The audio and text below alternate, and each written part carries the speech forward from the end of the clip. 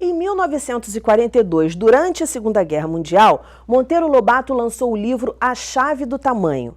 Ao perceber a tristeza de Dona Benta e da turma do sítio do Pica-Pau Amarelo por causa da guerra, Emília sai em uma grande aventura que pode resultar no fim da civilização. O uso abusivo da força, das palavras, as atitudes que nos agridem são temas comuns no nosso cotidiano. Como estão as escolas nesse contexto? Muitos professores reclamam que os alunos são violentos, mas afinal, a nossa didática, a forma como ensinamos, é afetuosa? Como podemos tratar desse assunto desde cedo e formar uma sociedade mais pacífica? Quais são as mensagens transmitidas sobre o tema na literatura infantil? Essas e outras questões nós vamos discutir hoje aqui no Histórias que Ensinam. Então fique com a gente, está no ar o Educação!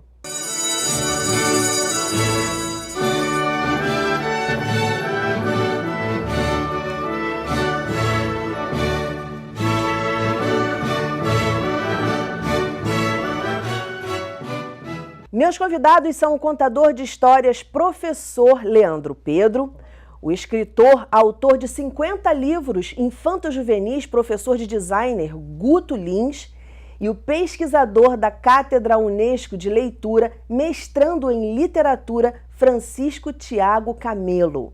Muito bem-vindos ao programa. Leandro, esse é um tema que você quer tratar já há um tempo, eu sei porque a gente vem conversando, você está sempre aqui no programa, contribuindo com a gente. E eu sei que você passa um momento muito difícil na sua escola em relação à violência. Eu queria que você contasse um pouquinho para a gente. Eu trabalho numa escola, né, junto com o projeto da Secretaria de Cultura e Secretaria de Educação. E aí é uma escola muito próxima de uma comunidade. Então a gente vê, né, os meninos estão no 6º ano, como eles se agridem o tempo todo. O tempo todo, é assim, impressionante, Dani, né? A gente já tinha conversado sobre isso.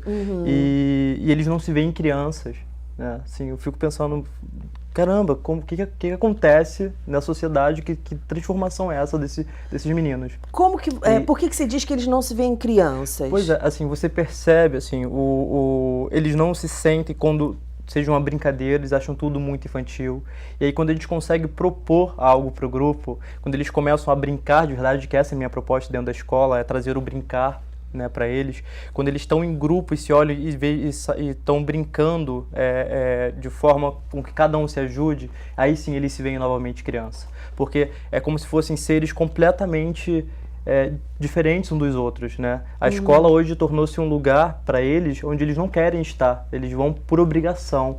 Que escola é essa que eu quero que meus alunos vá por obrigação, né? Como a gente pode transformar essa escola? É uma boa questão. Agora, uma coisa que desde que você me falou, eu ainda não te contei essa história, já contei essa história em alguns programas que eu apresentei e sempre falo porque foi algo que ficou muito marcante para mim.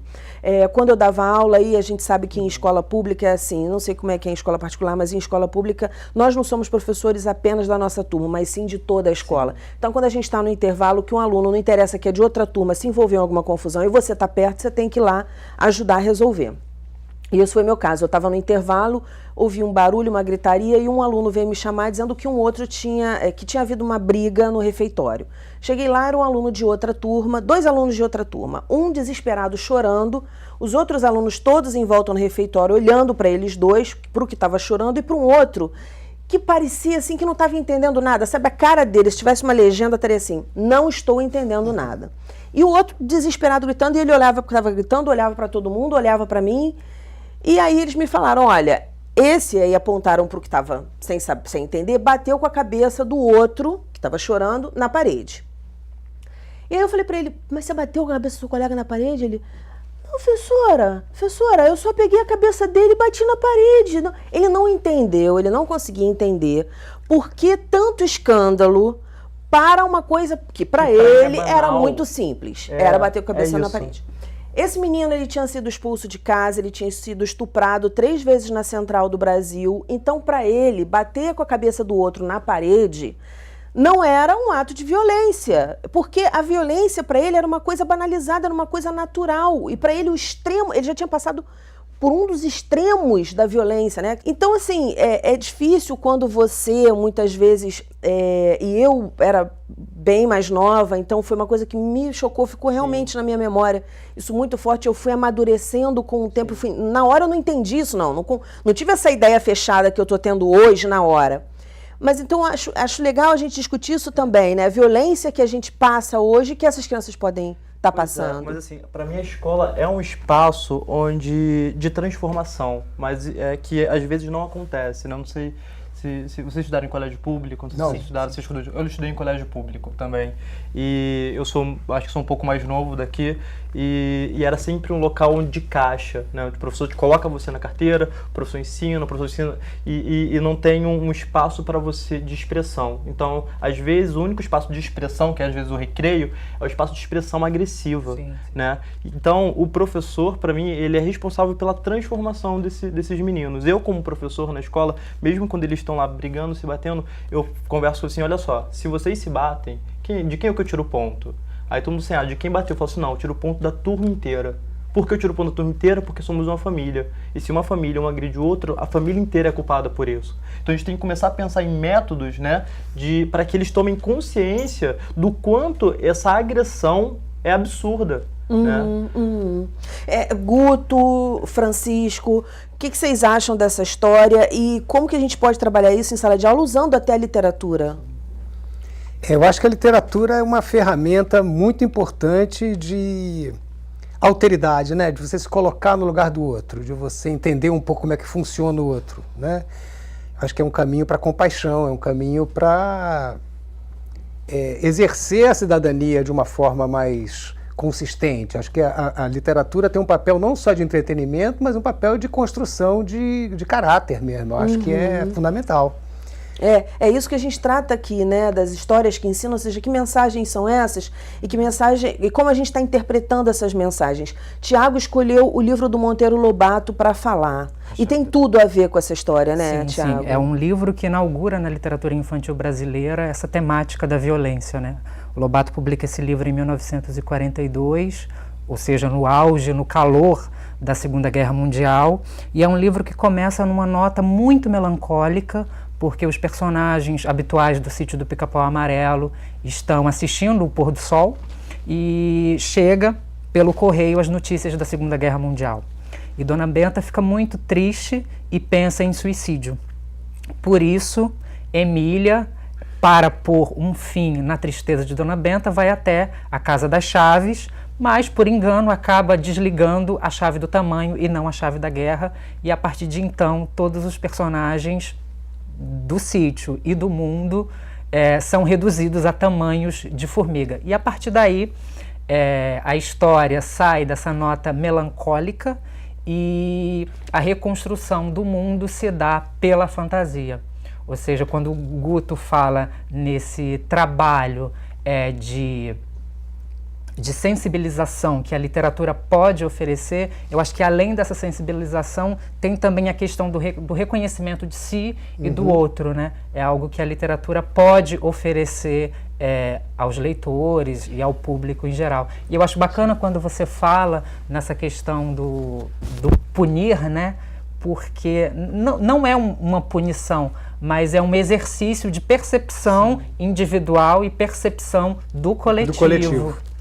Sabe, ele me lembrou uma coisa assim, eu percebo que as crianças têm muita dificuldade de ler, né, e de compartilhar os livros, né, e aí uma coisa que eu fiz na minha turma foi um livro deles, onde a história tinham eles como personagens. Olha. E aí eles queriam ler o livro porque tinha o nome deles dentro da história. Olha que legal essa coisa da identificação, né, gente? Da identificação. Então o livro ele tem esse poder para mim, né? Eu como contador de histórias e amo demais a literatura, né?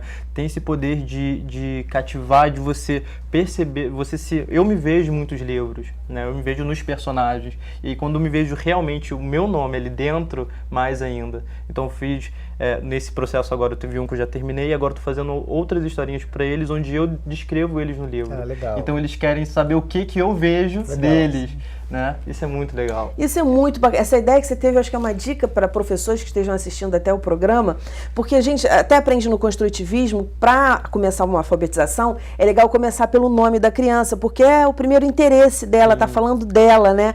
E agora você trazendo isso para formar histórias com os alunos e botando o nome deles nos personagens. Isso é muito legal. As próprias figuras dele, o que eu fiz agora são os desenhos dos meninos e as histórias. Então, todos os desenhos eu peguei o computador, fui ajeitando um pouquinho e escrevendo em cima dos desenhos. Aí virou um livro fantástico. Uma pena que eu não trouxe esse livro aqui hoje. Puxa vida! Que pena, aí você vai ter que voltar aqui, né, Leandro? Graças a Deus, graças a Deus, graças a Deus. Não, e isso que você conta desse trabalho tem muito a ver com o conceito de leitura, né? Porque a gente sai de um conceito de leitura estritamente textual e passa por uma compreensão de mundo, né? Sim. A compreensão do mundo que cerca essa criança e uma compreensão de si no mundo. E tem uma questão também que é o acesso, né, à literatura. A gente está está aqui no Rio de Janeiro, né? Uma capital do Sudeste. Eu já participei do ProLer, de vários encontros no ProLer, Rondônia, Manaus, né? Em que professoras participando que dão escola ribeirinha, né? Quer dizer, se o livro não chega nem em Manaus, não vai chegar na cidade da pessoa no meio da floresta, né? Então era muita oficina que eu dava com as professoras para fazer livro dentro de sala de aula, né? Para resgatar lendas, tem histórias o tempo inteiro, né? Sim. Então como documentar isso e transformar isso em livro, já que o livro não chega, faz o livro dentro de sala de aula, monta a biblioteca com a própria produção das crianças. Gente, isso é muito legal. E isso eu acho que, como ouvir uma história contada, isso é um bom caminho para despertar para o hábito da leitura, né? Para querer ler, para a curiosidade, que é tão importante, que a gente discutiu até num programa já aqui, que o hábito da leitura, segundo uma pesquisa realizada por uma universidade nos Estados Unidos, essa pesquisa revela que as pessoas que leem mais, elas são mais gentis, né? Essa universidade, ela colocou o pessoal para ler, e depois entrou uma pessoa com umas canetas e fingiu que as canetas caíram no chão. E as pessoas que levantaram para ajudar a recolher essas canetas tinham sido exatamente as pessoas que tinham lido mais, que tinham se envolvido mais com os personagens. Isso é fantástico. Agora, o livro do Monteiro Lobato, por exemplo, essa questão de deixar as pessoas todas pequenininhas, né? Diante de uma guerra, diante da violência, como é que a gente se sente? Né? Isso foi genial. Sim. E tem também uma questão da compreensão da criança como algo menor na sociedade, né? Eu acho que tem essa questão que você levanta, né? Do nosso sentimento diante da brutalidade de uma guerra ou das vidas secas que nós encontramos nas esquinas das ruas, né? E tem também uma questão que eu acho que era muito importante para o Monteiro Lobato, que era a compreensão da literatura infantil como algo importante, assim como é a literatura adulta, né? Sim, algo maior do que se pode, do que se pensa de uma forma comum, né? Comumente. Sim. Isso é fantástico. E essa saída pela imaginação, pela criatividade, né? Quantas mensagens não são passadas aí, né? E é bacana porque o final termina com uma assembleia para decidir, desculpa o spoiler, para decidir se os personagens, para decidir se os personagens, enfim, se a humanidade volta para o seu tamanho normal, né? É bacana essa dimensão coletiva que tem na obra também. Sim. E o que é crescer, né? O que é crescer, o que é ser criança, o que é viver numa guerra. E como é que se chega nesse ponto, né? De querer o crescimento, decidir pelo crescimento ou não. O que faz essa hora ocorrer ou não? É a hora? Não é a hora de crescer, como você falou. O índio brasileiro tem uma forma de se relacionar com a criança que é muito bacana, que fica de cócoras, né? Quer dizer, não obriga a criança a olhar para cima. Não tem essa hierarquia de autoridade, de um adulto ser maior. Então essa hierarquia, né, da criança para o adulto, ou do aluno para o professor, né, e que eu acho que é uma hierarquia a ser quebrada, porque quanto mais uniforme for essa relação,